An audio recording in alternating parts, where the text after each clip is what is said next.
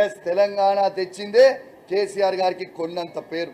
అదేవిధంగా కేసీఆర్ గారు ముఖ్యమంత్రి ఉన్నప్పుడు ఈ 10 సంవత్సరాలు ఏ విధంగా కేసీఆర్ గారు అద్భుతమైన అభివృద్ధి చేసిండో యావత్ ప్రపంచానికి చూపించిండు. దేశానికి కూడా కాదు, ప్రపంచం మొత్తం తిరిగి చూసేలాగా ఇలా చేసిండని చెప్పి కూడా ఈ సందర్భంగా తెలియజేస్తా ఉన్నాను. ఇలా ఒక ముఖ్యమంత్రి స్థాయి ఉండి సిగ్గు లేకుండా శరం లేకుండా రేవంత్ రెడ్డి గారు ఇలా ఎదుటి ఒక ఎల్ఓపి లీడర్ని చావుని కోరుకుంటారా అండి ఎవరన్నా? నాకు అర్థం కాదు. ఎల్ఓపి లీడర్ చావు కోరుకుంటే ఎంత సిగ్గుచేటు. ఓ ముఖ్యమంత్రి స్థాయిలో ఉన్నాడు చావు గురించి మాట్లాడతాడా? నువ్వు చావాలని ఇంతకుముందు ఇంత 100 మంది ముఖ్యమంత్రులు ఉన్నారు, 100 మంది ఎల్ఓపి లీడర్ లేరు, కానీ ఎవరు కూడా ఒకరు చావాలని కోరుకోలేదే. ఇంత దరిద్రంగా ఉంటుందా అని చెప్పి నేను అడుగుతా ఉన్నాను. ఇలా ఈ తెలంగాణ రాష్ట్రంలోనే 3 లక్షల పిచ్చి కుక్కలు ఉంటాయి. ఆ పిచ్చి కుక్కలకు అధ్యక్షుడే రేవంత్ రెడ్డి అని చెప్పి ఈ సందర్భంగా మీకు తెలియజేస్తా ఉన్నాను. నువ్వు ఒక్క మాట అంటే మేము 100 మాటలు అంటాం రేవంత్ రెడ్డి గారు. తస్మాత్ జాగ్రత్త అని చెప్పి కూడా హెచ్చరిస్తూ ఉన్నానని చెప్పి ఈ సందర్భంగా తెలియజేస్తా ఉన్నాను. మొరిగే కుక్కలు మొరుగుతూనే ఉంటాయి, మొరిగే కుక్కలు మొరుగుతూనే ఉంటాయి. కొండను చూసి కుక్కలు మొరుగుతే కొండకు చేట. నేను అడుగుతా ఉన్నాను రేవంత్ రెడ్డి గారు, ఒక్కటి మీరు తెలంగాణ రాష్ట్రానికి ముఖ్యమంత్రి అనేది మర్చిపోకూడదు. ఇలా తెలంగాణ ప్రజలందరూ కూడా నువ్వు కేసీఆర్ గారు చావాలని నువ్వు కోరుకుంటున్నావు కావచ్చు, కానీ కేసీఆర్ గారు సచ్చే టైప్ కాదు బాబు, గుర్తుపెట్టుకో. కేసీఆర్ గారు చావు నోట్ల తలబెట్టి తెలంగాణ తెచ్చిన వీరుడు కేసీఆర్ అని చెప్పక తప్పదని చెప్పి సందర్భంగా తెలియజేస్తాం. తెలంగాణ ప్రజలారా ఒక్కసారి ఆలోచన చేయండి. ఇదే కేసీఆర్ గారు లేకపోయి ఉంటే మన తెలంగాణ వచ్చేదా?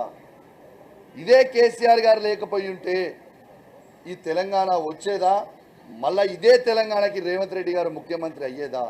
నీకు కూడా రాజకీయ భిక్ష పెట్టింది కేసీఆర్ అనేది విషయం నువ్వు మర్చిపోకు రేవంత్ రెడ్డి అని చెప్పి చెప్తా ఉన్నా. ఇలా ప్రజలు ఏ విధంగా ఉన్నారంటే నువ్వు ఇచ్చిన 6 గ్యారంటీలు హామీలుతో ఏ విధంగా అయితే నువ్వు ప్రజలకు ఇచ్చినావు, ప్రజలని నమ్మించినావో, నిన్ను నమ్మి ప్రజలు ఓటేసినందుకు ఇలా ప్రజలు పెడుతున్న శాపనార్థులకు కుక్క సాగు చచ్చేది రేవంత్ రెడ్డి అని చెప్పి సందర్భంగా తెలియజేస్తా ఉన్నాను.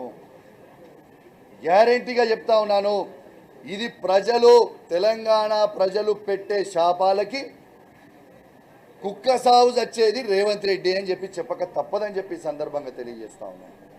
అదేవిధంగా నిన్న ఒక జర్నలిస్టు పాపం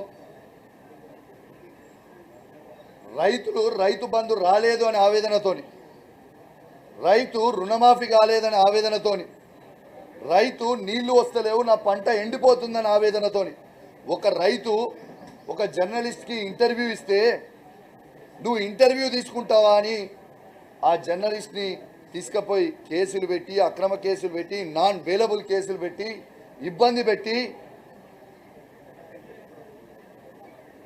ఆ జర్నలిస్ట్ని తీసుకుపోయి జైల్లో పెట్టడం ఎంతవరకు కరెక్ట్ అని నేను అడుగుతాను. జర్నలిస్ట్ మిత్రులారా, మీ అందరు కూడా ఆలోచన చేయాలి. మీరు ఎవరిని ఇంటర్వ్యూ చేసినా, మీరు ఏం చూపించినా మిమ్మల్ని జైల్లో పెడతా అంటున్నాడు. ఇది డెమోక్రసీ అని చెప్పి నేను అడుగుతా ఉన్నాను. ఎస్, సిగ్గు లేకుండా జర్నలిస్ట్ని ఎందుకు అంటున్నావు అని నేను అడుగుతా ఉన్నాను. రేవంత్ రెడ్డి గారు, నువ్వు చక్కగా పాలన చేస్తే ఆ రైతుని నువ్వు తిట్టాడు కదా. ఇదే నీళ్ళు ఇచ్చుంటే ఆయన తిట్టేటోడు కాదు కదా. ఇదే రైతు బంధు నువ్వు ఇచ్చుంటే ఆయన తిట్టేటోడు కాదు కదా. ఇదే రుణమాఫీ 100% నువ్వు చేస్తానో చేసి ఉంటే తిట్టేటోడు కాదు కదా. ఇదే నీళ్లు ఇచ్చుంటే పొలాలు ఎండిపోకపోయి ఉంటే నేను తిట్టేటోడు కాదు కదా. జైల్లో పెట్టాల్సింది జర్నలిస్ట్ అని కాదు, జైల్లో పెట్టాల్సింది ఈ ఓటు నోటు దొంగ అయినా రేవంత్ రెడ్డిని జైల్లో పెట్టాలి తప్పితే పాపము ఆ పేద జర్నలిస్ట్ని కాదు అని చెప్పి కూడా ఈ సందర్భంగా తెలియజేస్తూ సెలవు తీసుకుంటా ఉన్నాను. జై తెలంగాణ, జై కేసీఆర్. ప్రపంచంలో ఏ మూల ఏ క్షణం ఏం జరుగుతుందో వేగంగా తెలుసుకోవడానికి తొలి వెలుగు వాట్సాప్ ఛానల్ని ఫాలో చేయండి.